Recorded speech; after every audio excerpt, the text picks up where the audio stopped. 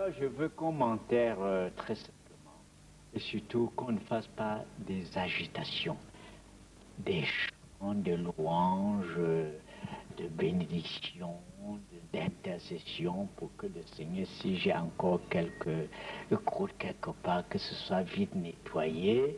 Je veux donc que les gens m'accueillent ma mort, mon départ dans la sérénité. C'est un simple départ, ça peut faire mal si on m'aime, mais il ne faut pas que ce soit des lamentations de désespoir et tout ça. Je n'aime pas ça. Je pars vers le Seigneur qui m'a créé et qui m'aime et qui veut me faire partager sa vie. Vraiment, quand j'imagine ça, que je suis déjà un Dieu, parce que Dieu est en moi, me transforme, il me divinise, c'est déjà un point de départ. Vous voyez, dès maintenant, je suis divinisé, parce que Dieu habite en moi, et que c'est pas encore en plénitude, et que la mort, c'est seulement, ça fait éclater toutes les barrières pour que je rejoigne Dieu dans la plénitude de sa vie. Donc, vous comprenez qu'à partir de là, c'est à partir de là qu'il faut imaginer ce qu'on peut faire, moi, de cercueil vraiment alors splendide. Non, on mentait dans la simplicité, simplement. Simplicité et beauté. De beaux chants. Ah, j'aime ça. Oh, ouais, bien sûr. Oh là là. Ça, quelque chose de chaud. Parce que la mort vous refroidit. Allez, il faut chauffer. Oui. La chaleur même du Christ.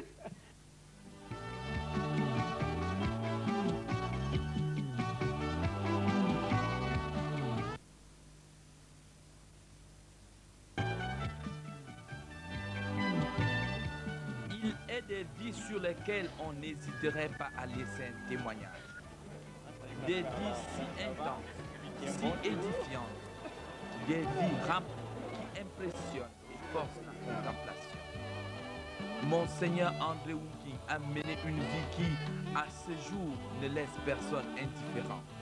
Tout au moins, la fascination que suscite la lecture de sa vie est une invitation à la méditation et à la foi. Rien en soi ne prédisposait ce fils de Photo à une telle splendeur de grâce. Photo est un village de la Ménois, dans l'arrondissement de Tchang, dans la province de l'Ouest Cameroun. Une région montagneuse, fraîche et riche de nombreux dons de la nature. C'est dans cette région de douceur et de paix qu'est né le petit André Wooking le 14 juin 1930. Même s'il faut évoquer quelques coïncidences très curieuses, il n'en demeure pas moins que sa naissance, tout autant que sa jeunesse, ont été des moments de vie très ordinaires.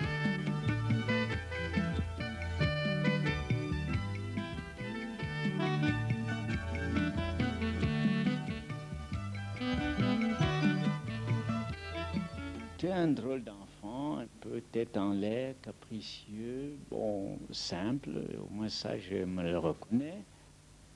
J'ai tâché de garder cette simplicité, même devenu adulte. Alors, la vocation est venue drôlement. Vous savez, d'abord j'ai eu, comment on dirait, par hasard mon CEP, parce que j'ai risqué de le rater, parce que je ne savais même pas où on composait le CEP. Ça va vous surprendre, mais il faut prendre les choses telles qu'elles sont.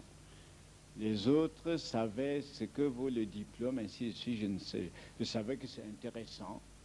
Après mon CEP, c'est de justesse que je l'ai eu, c'est-à-dire comment, voyons bien, le jour même du CEP, comme je ne savais pas où on composait, je suis venu à la mission, je jouais. J'avais mis mon encrier, puis nous écrivions à l'encre, j'avais mis mon encrier à côté, mes papiers pour composer, puis j'avais suivi les instructions données par le maître de cours moyen 2, et je jouais en face du presbytère, je joue avec les autres, mais mes compagnons, j'aime pas faire attention, mes compagnons de cours moyen 2 n'étaient pas là, il n'y avait aucun. Alors, entre-temps, je crois que c'est la Providence qui avait arrangé ça. Notre directeur, qui s'appelait Bader, Père Bader, il est revenu de la ville. c'est là qu'il était. Il y avait c'est eux qui organisaient, suivaient le CEP, tout contrôlait, le directeur d'école. Alors, il revient, il me trouve là, mais André, que fais-tu là?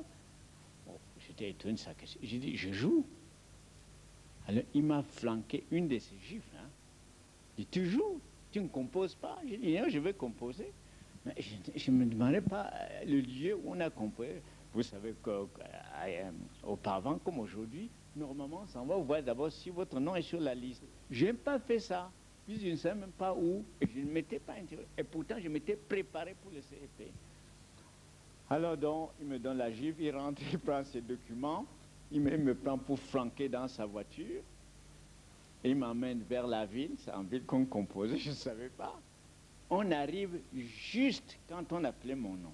C'est là que je parle de Providence. Alors, c'est lui encore qui m'a poussé dedans. Là, vous voyez, vous voyez les émotions que j'avais. Et on arrive, et puis c'est la dictée qui commence. Bon, on a fait tout, bien, bon, prêt. J'ai opté pour savoir où on composait. Et fini, on compose, j'ai eu à chanter, je crois qu'il y avait les récitations, j'ai fait tout ça. Puis je suis resté, bon, on attendait le résultat.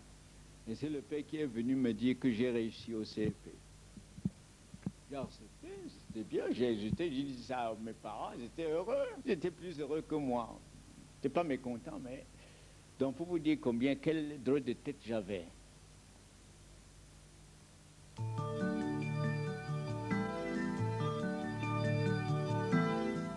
Ayant ressenti l'appel au sacerdoce, il entre au séminaire dans son jeune âge et est ordonné prêtre le 9 avril 1961.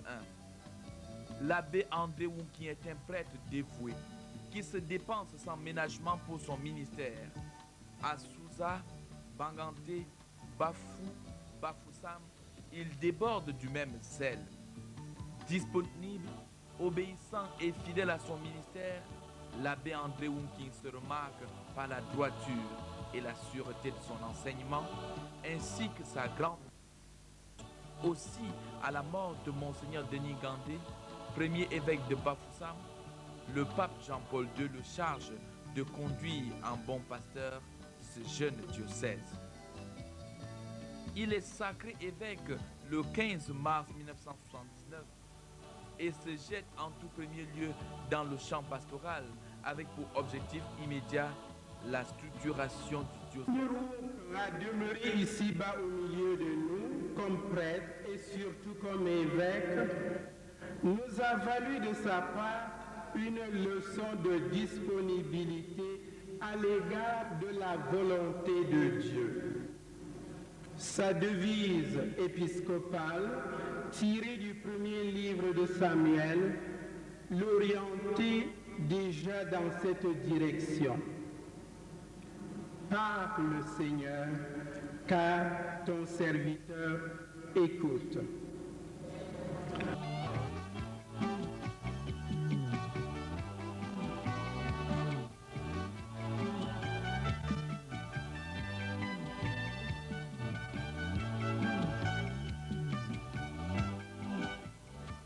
Je suis le bon pasteur, le vrai berger. Je connais mes brebis et mes brebis me connaissent. Il veut former une véritable famille au sein du peuple de Dieu à Bafoussam. Toutes les structures pastorales sont nécessaires pour réussir.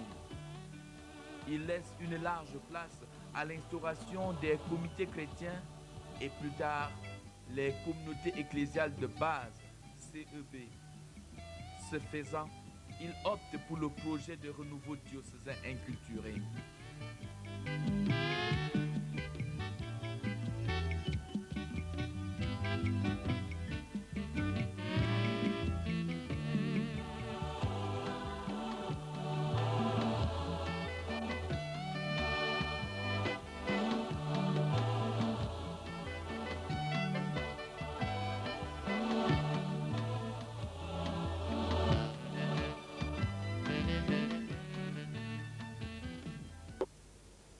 La formation des laïcs est devenue notre cheval de bataille. Les structures de concertation et de collaboration tant au niveau paroissial qu'au niveau diocésain sont mises en place. Je peux citer entre autres le Conseil pastoral diocésain, le Conseil diocésain des laïcs, le Conseil diocésain pour les affaires économiques, le Conseil diocésain de développement et des activités socio-caritatives, les comités paroissiaux des activités socio-caritatives, la Commission diocésaine Justice et Paix qui s'étend jusque dans les paroisses, la Caritas diocésaine, plusieurs mouvements d'apostolat où les laïcs, jeunes comme adultes, s'expriment suivant les différentes spiritualités. Depuis 1993, l'option diocésaine pour le projet de renouveau diocésain inculturé qui vise à bâtir une église famille de Dieu basée sur la communion et la participation de tous à partir des communautés ecclésiales de base a transformé petit à petit nos relations et nos attitudes dans les paroisses, et beaucoup de fidèles aujourd'hui sortent de l'anonymat pour prendre leur part de responsabilité dans l'Église. La foi, oui, mais une foi qui vive, une foi qui se vive, une foi en acte, une foi en œuvre. Il travaille à la promotion de l'homme. Il encourage à bâtir églises, écoles, hôpitaux, structures.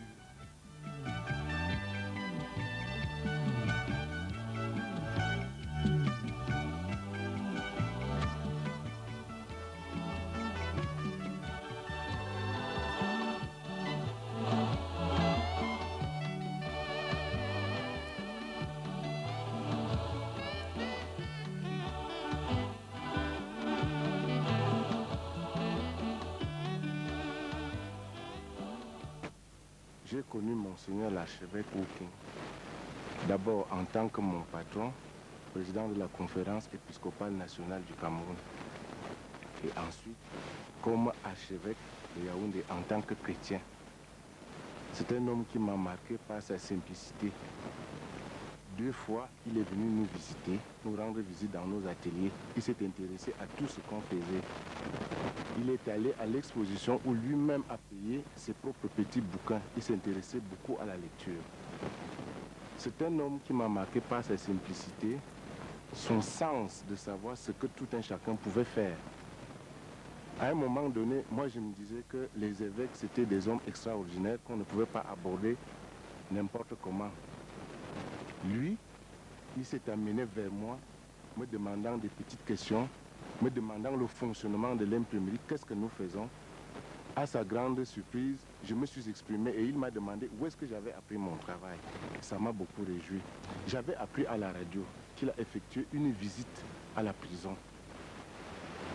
Et paraît-il, un prisonnier avait purgé une longue peine, peut-être de 25 ans, je ne sais plus quoi, selon ce que j'avais appris à la radio. Et c'est grâce à lui, il a intercédé, il a fait connaître son problème. Et c'est grâce à lui que ce monsieur a recouvert sa liberté. André Ouking bâtit d'abord l'homme. Mettre l'homme debout en brisant toutes les barrières de l'injustice, du mensonge, de l'intolérance et de la maladie. À Bafoussam, à Konsamba, où il a été administrateur pendant 3 ans, à Yaoundé, il a le même souci. La gloire de Dieu, c'est l'homme debout. Si on veut être vraiment en bonne santé morale et spirituelle, il faut combattre l'esprit de méchanceté, de haine, de rancune, à tout prix. Je ne suis pas politicien. Il faut que ce soit clair et net. Je suis un homme de Dieu. On m'a consacré comme homme de Dieu. C'est à partir de là que je peux parler de la société, de l'économie, de la politique. Par exemple, vous voyez que la politique, de tout ce qui se fait est touchant l'homme. Alors, je veux concourir à mettre l'homme debout, à l'aider à être épanoui, avec ce qu'ils veulent. Ceux qui posent des gestes pour diminuer, pour qu'il soit diminué dans sa dignité, dans la grandeur que Dieu lui a apportée. Vous comprenez que je ne peux pas être d'accord avec, mais je n'aime pas un programme politique. Je veux confectionner un programme pastoral avec les fidèles que m'a confié, et nous aiderons les commerçants à bien faire leur commerce, les administrateurs à bien traiter les gens, leurs administrés, les politiciens à faire leur programme qui respecte l'homme. Voilà. Mais il ne faut pas dire que c'est apartheid. J'aime pas mon programme politique. Parce que c'est ça qui fait le politicien. Il n'y a aucun programme politique.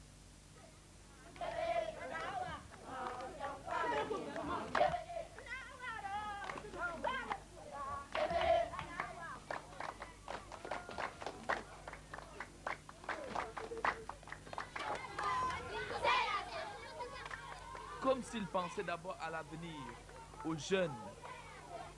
L'Église de demain se prépare par la formation et l'éducation du jeune d'aujourd'hui.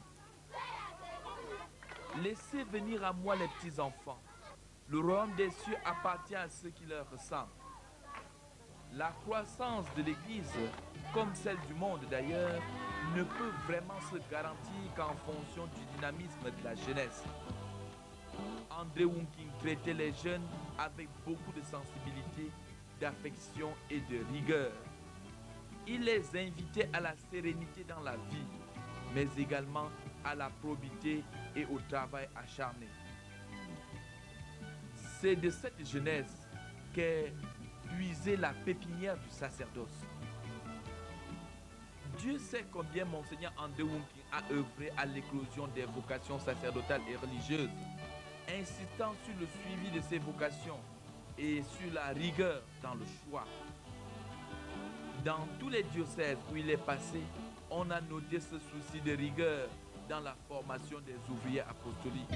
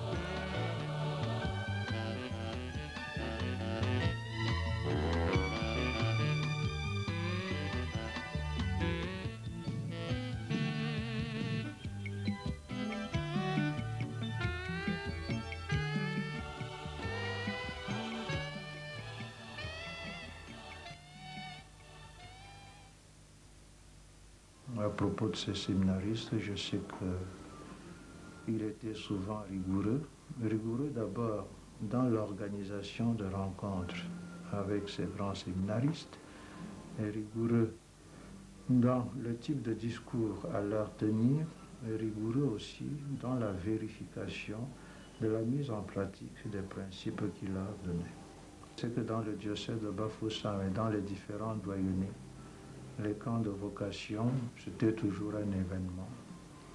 Donc, ce qui signifiait que lui-même avait donné une impulsion à ces camps. Et le fait qu'il rencontrait personnellement ces séminaristes, je crois qu'il jouait psychologiquement sur beaucoup.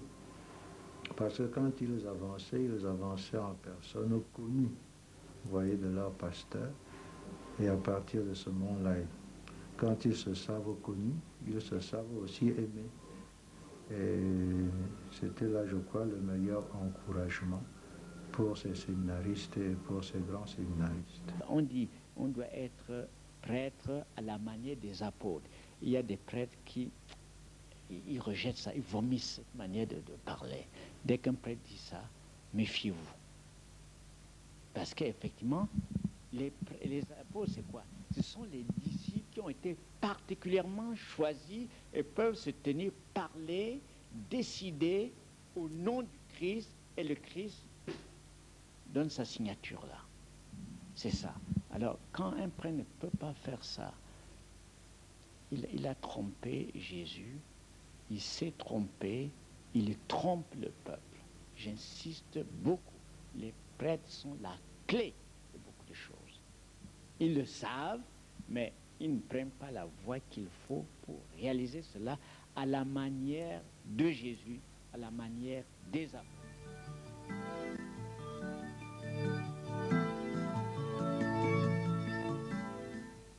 Il a contribué à la construction et à la mise sur pied de nombreux séminaires. Il a énormément soutenu et encouragé la congrégation des filles de la Sainte Famille de Bafoussam, les sœurs de Marie Immaculée de Konsamba, les filles de Marie de Yaoundé et de nombreuses autres congrégations religieuses.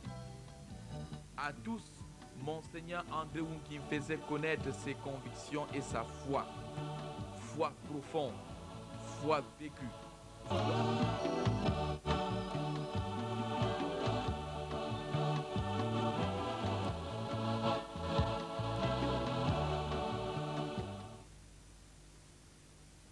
Monseigneur Wunkin était un homme de ressources, un homme de force intérieure. Il savait si bien communiquer ce qu'il vivait avec les gens de son entourage.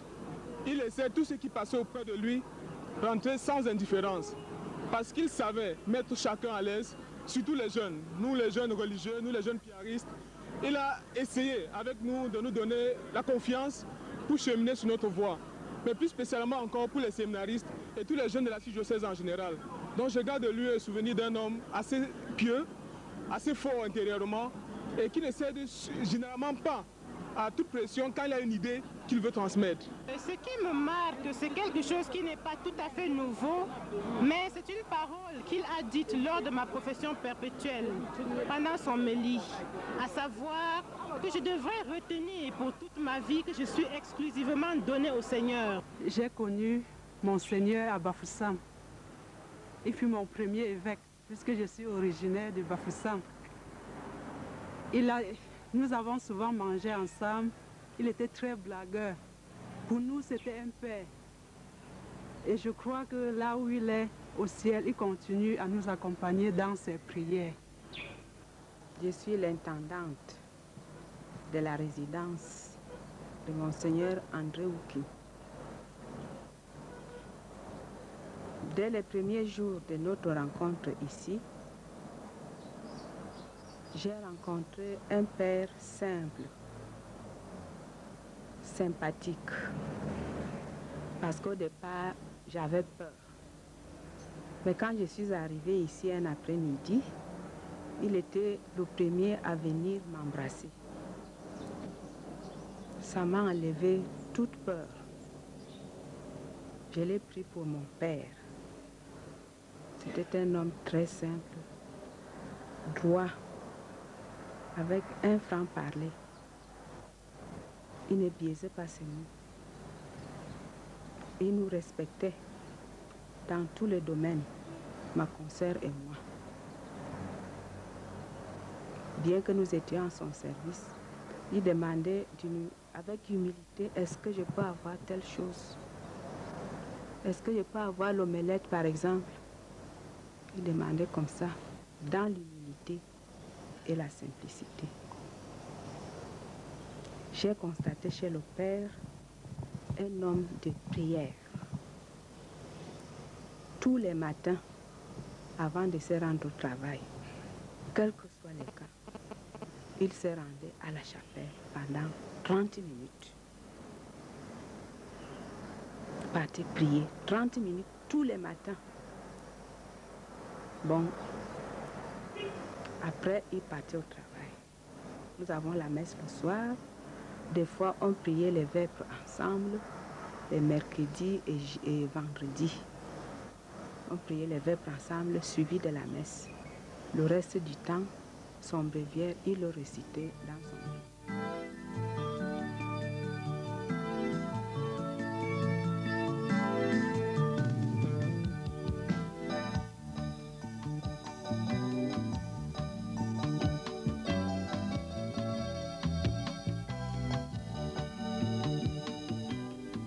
Ceci en faisait un prophète audacieux, le prophète qui annonce la parole de Dieu, qui dénonce les contre-valeurs du royaume de Dieu et qui s'engage pour l'avènement d'un monde meilleur. Pour le faire, il fallait des énergies. L'évêque les trouvait dans la prière. Si Monseigneur André Wunking a pu mener la vie que tous sont d'accord à citer en modèle aujourd'hui, c'est certainement parce qu'il était un homme de prière. Dans la prière, il se tournait vers son Seigneur pour lui présenter ses nombreuses tâches qu'il était appelé à exercer à Bafoussam, à Konsamba, à Yaoundé, à la conférence épiscopale nationale. Je vous salue Marie, pleine de grâce, le Seigneur est avec vous. Vous êtes bénie entre toutes les femmes, et Jésus, le fruit de vos entrailles, est béni.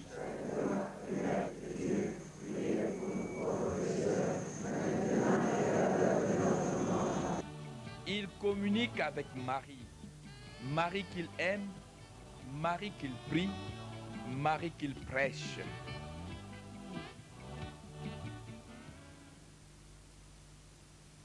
Travaillons pour le renouveau du monde entier avec Marie.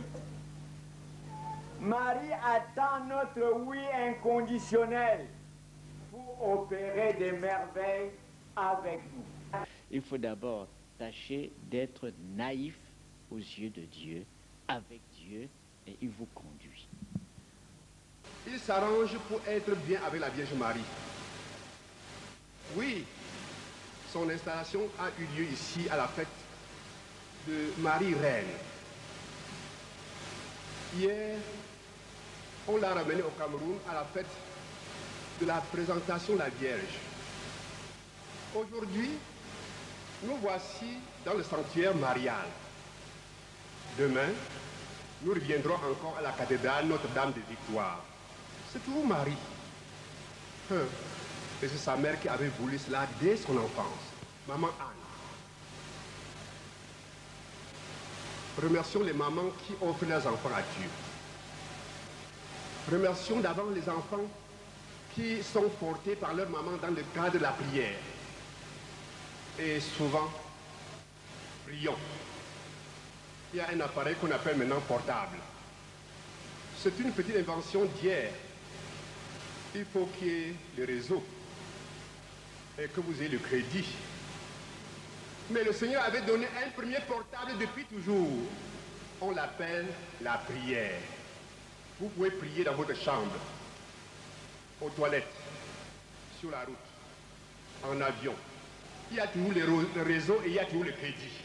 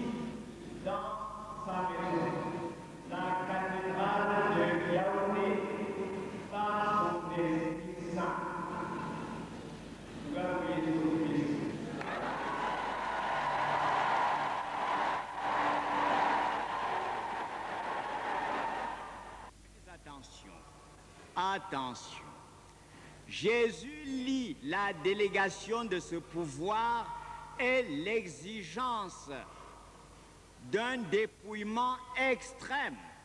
Voici ce qu'il dit. Allez 2 par 2, pas seul, pour collaborer.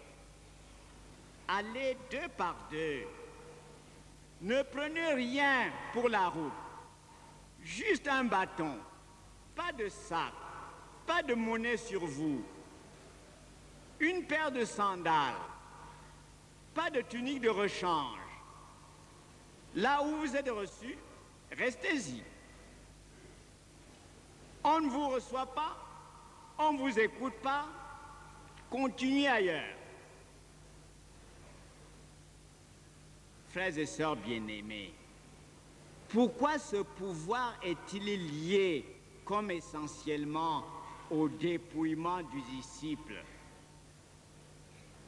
Tenez, ce dépouillement est condition de la liberté et de la transparence du disciple, de l'efficacité de sa parole et de son action. Hors de ce jeu-là, c'est un jeu très dangereux. Il ne faut pas se laisser prendre dans les gens qui veulent vous inoculer la peur, la crainte. Non, non, c'est dangereux. Donc j'ai vu ça à partir de mon être chrétien et à partir de mon être de prêtre qui a juré obéissance au Christ et à son Église. Oui, Père, on vous traite, n'est-ce pas, comme un homme de courage, un homme de conviction, un homme de foi et de prière. D'abord, vous allez nous dire si cela est vrai et vous allez nous dire si ce sont là les armes, n'est-ce pas, que vous avez contre, je pourrais dire, toute cette agitation. Si quelques-uns ont remarqué ça, c'est tout à fait exact. J'étais d'être un homme de Dieu et du courage même du Christ. Ce n'est pas mon courage humain, non, je ne pourrais pas. Je n'aime pas cette force-là. Ma capacité, si on a pu remarquer quelque chose, vient de Dieu. Et là, j'ai comme maître Saint Paul.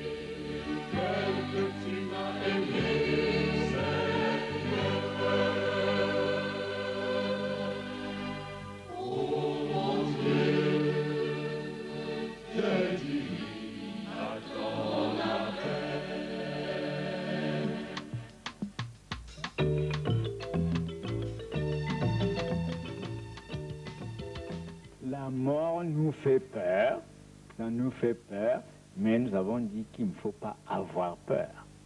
La mort fait peur. Parce que, bon, la mort, il y a l'inconnu, c'est un grand changement, c'est le grand événement de notre vie. Pratiquement, ça devient le grand événement et nous devrions même agir par rapport à la mort. Parce qu'après la mort, le Seigneur nous a dit que c'était un passage et que nous recueillons les fruits de ce des actes qu'on a déjà posés. Alors il faut préparer sa mort de façon à ne pas avoir peur de la mort. Pour préparer sa mort, il faut bien mourir. Il y a même des prières pour une bonne mort, c'est-à-dire pour faire bien le passage.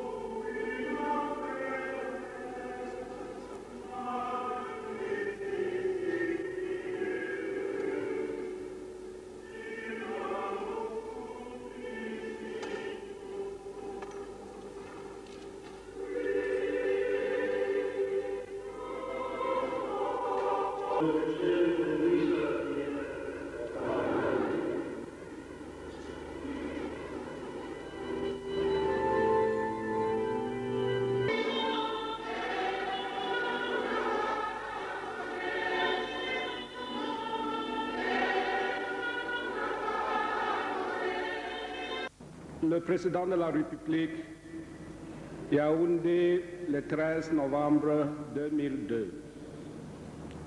Monseigneur, j'ai appris avec tristesse et consternation la nouvelle du décès de Monseigneur André Wooking, archevêque de Yaoundé, survenu le 10 novembre 2002 à Paris. J'ai personnellement connu Monseigneur André Wooking.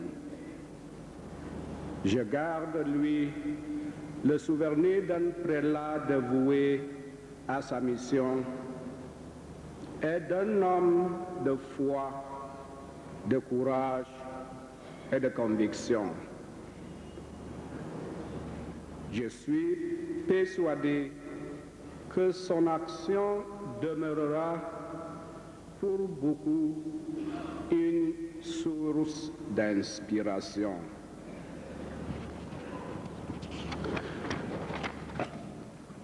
En cette triste et douloureuse circonstance, je vous prie de transmettre à la famille de l'illustre disparu, à l'archidiocèse de Yaoundé et à l'Église catholique tout entière, mes sincères condoléances et ma compassion émue. Veuillez agréer, Monseigneur, l'assurance de ma parfaite considération. Paul Biya, président de la République d'État du Vatican, le 11 novembre 2002. Apprenant le décès inattendu de Monseigneur André Wooking, archevêque de Yaoundé, le Saint-Père adresse ses vives condoléances à la famille du défunt, aux prêtres, aux religieux, aux religieuses, aux catéchistes et à tous les fidèles de l'archidiocèse. Il recommande au Seigneur l'âme de ce pasteur zélé et fraternel, soucieux de relations cordiales entre les prêtres, qui se dévoient avec passion au service du peuple de Dieu et à la promotion du laïcat dans le diocèse de Bafoussam, puis dans l'archidiocèse de Yaoundé. Le pape demande à Dieu d'accueillir son serviteur dans la paix et dans la lumière de son royaume. À la famille de défunt, aux personnes qu'affecte cette disparition et à toutes celles qui prendront part à la liturgie des obsèques, sa sainteté adresse un gage de réconfort, une particulière bénédiction apostolique.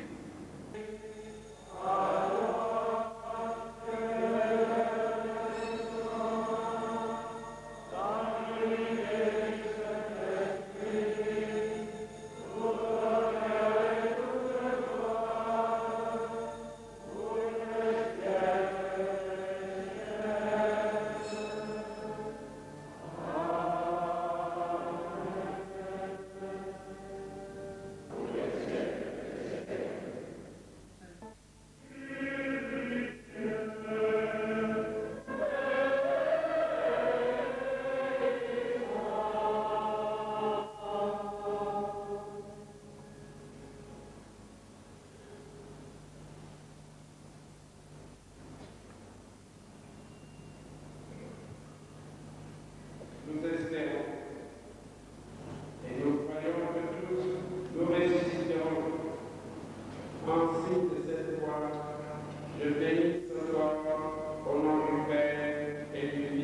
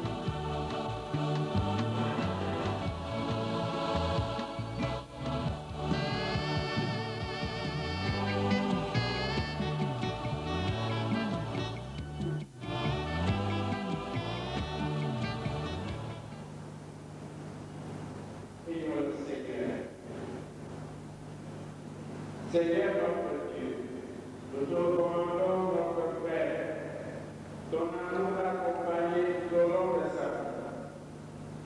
Délivre-le maintenant de tout mal. Il a quitté ce monde qui passe. Conduis-le auprès de toi où il n'y aura plus ni deuil, ni larmes, ni douleur, mais la joie et la paix. Avec ton Fils et l'Esprit Saint pour les siècles des siècles. Amen.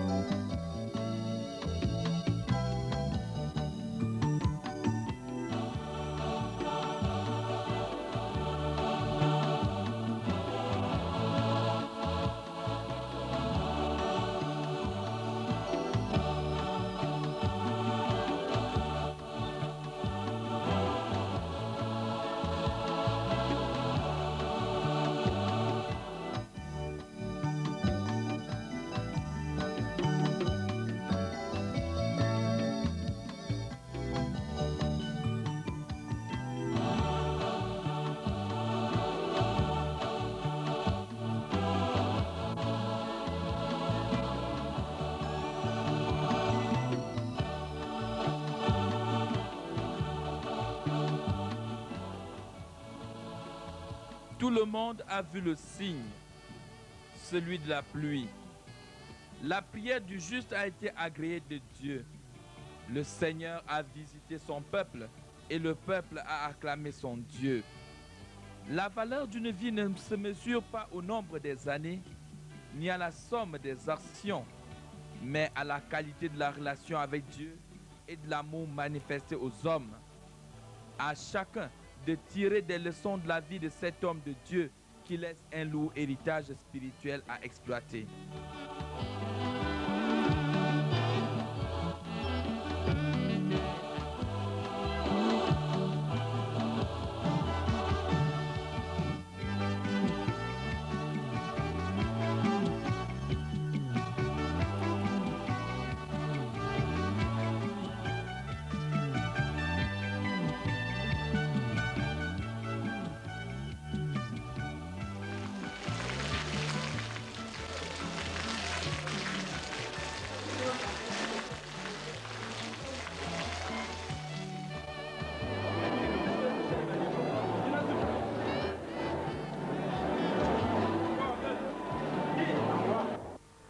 Rarement je pense à Monseigneur André Wunking sans que ce chant me revienne sur les lèvres.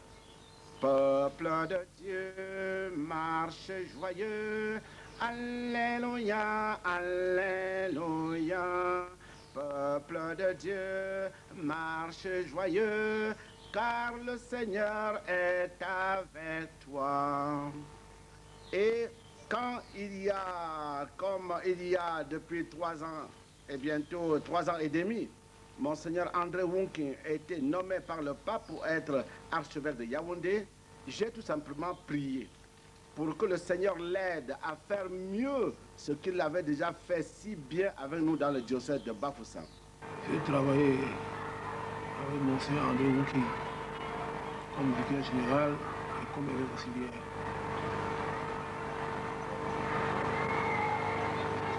Dans une collaboration franche et sincère, je garde de Monseigneur Wunking le souvenir d'un bon pasteur, un pasteur simple, dévoué, attentif à l'homme, aimant le dialogue. Quand j'ai été nommé à Bafoussam, il a tenu lui-même à m'accompagner ici pour prendre contact avec les populations chrétiennes de l'Ouest. C'est à partir de ce moment-là que je l'ai vraiment connu. Il était préoccupé par l'évangélisation de son peuple. Et je crois que c'est ce qu'il a fait pendant tout son séjour ici. Et ça restait sa préoccupation principale pour qu'il se souciait vraiment que l'évangile s'enracine à l'ouest du Cameroun, même partout ailleurs. Ouais, c'est ce qui m'a marqué pendant les brefs moments que nous avons passés ensemble.